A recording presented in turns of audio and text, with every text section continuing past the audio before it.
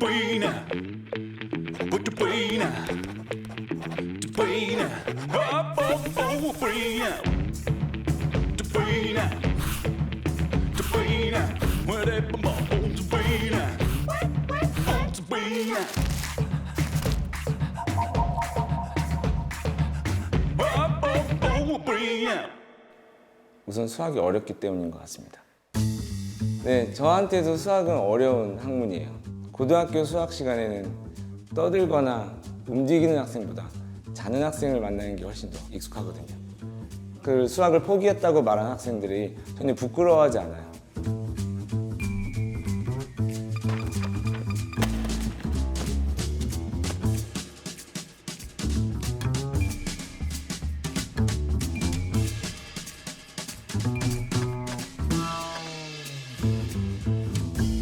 평소에 수학 시간에 보통 드리지 않는 질문을 한번 해볼게요.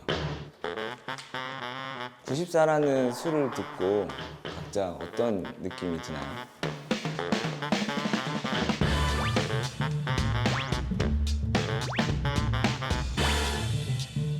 실제로 수 자체는 어떤 의미도 갖고 있지 않죠. 하지만 우리는 그 수가 쓰여 있는 모습을 보면서 자신의 삶과 비추어 보면서 어떤 기분 혹은 느낌을 받게 되기도 하는 것 같아요. 예를 들어서 94%라고 했을 때 94%? 정말 높은 상위 퍼센트인가? 라고 생각이 들 수도 있을 거예요.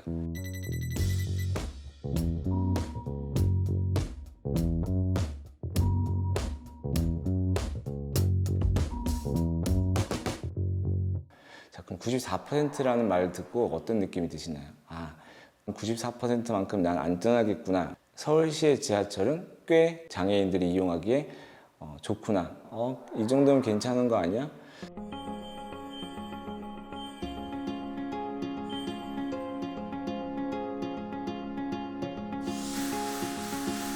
KF94의 94%는 실험상에서 평균 0.6을 마크를 했을 때 94%지 실제로 바이러스는 그거보다 훨씬 작습니다.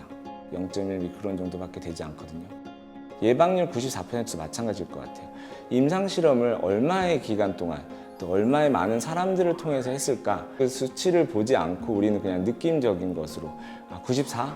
그러면은 전 세계 60억 인구의 94%가 예방되겠구나 라는 생각을 하게 된다는 거죠. 승강기가 1역 1동선으로서 94%라고 했을 때 320개 역 중에 아직 21개 역에는 지하철에 승강기가 설치되지 않다는 뜻이거든요. 그러면 그 동네에 살고 있는 장애인, 휠체어를 타고 있는 장애인에게는 지하철을 이동할 수 있는 가능성은 0%라는 거죠.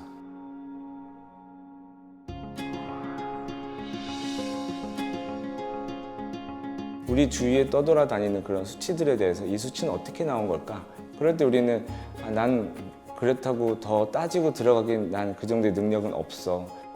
난 수포자였거든. 난 수포자야. 너도 수포자니? 우리 다 수포자구나. 수학은 누가 하지? 수학자가 알아서 하지. 은행에서 알아서 해주겠지. 기업에서 알아서 해주겠지. 자세히 알아보지 않아도 돼요. 우린 몰라도 돼요. 왜냐면 알아서 잘 해주겠지. 믿고 있긴 하면 되는 거고. 하지만 그건 결국 수학적인 문맹이라고 볼 수 있어요.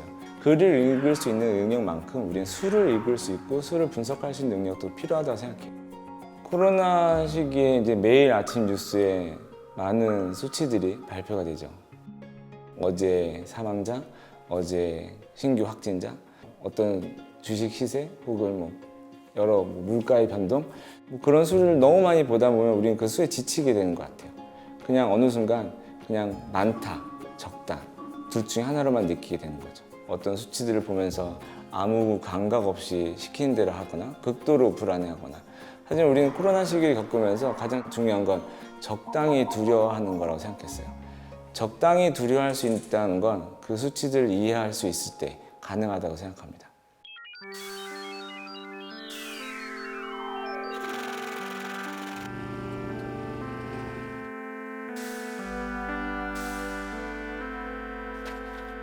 수학이 내 삶과 연결되어 있다는 걸 깨달았을 때 우리는 수학을 포기하지 않게 될 거예요.